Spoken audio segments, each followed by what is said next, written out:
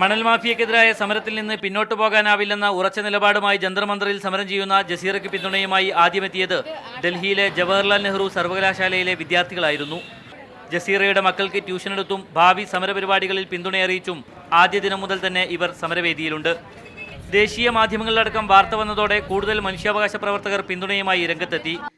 ജസീറയുടെ ആവശ്യങ്ങൾ അംഗീകരിക്കാൻ കേരള മുഖ്യമന്ത്രിയും കേന്ദ്ര വനം പരിസ്ഥിതി മന്ത്രിയും തയ്യാറാവണമെന്ന് സമരവേദിയിലെത്തിയ മനുഷ്യാവകാശ പ്രവർത്തക മനീഷ സേത്തി പറഞ്ഞു.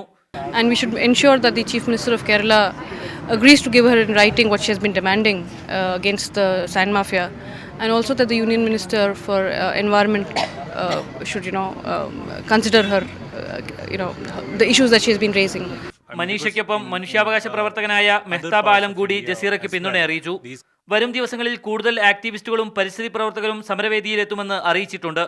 നോയിഡ കേന്ദ്രീകരിച്ച് പ്രവർത്തിക്കുന്ന social action for forest and environment എന്ന സന്നദ്ധ സംഘടന ജസീറയുടെ പരാതി കേന്ദ്ര വനം പരിസ്ഥിതി മന്ത്രാലയത്തെ അറിയിച്ചു കഴിഞ്ഞു.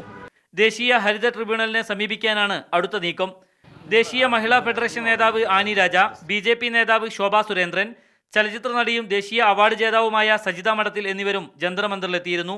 കുട്ടികളുമായി സമരത്തിനെത്തിയ ജസീറയ്ക്ക് ചെറിയ സഹായങ്ങളുമായി ഡൽഹി മലയാളി അസോസിയേഷൻ ഭാരവാഹികളും ജന്തർ-മന്ദറിലെത്തി.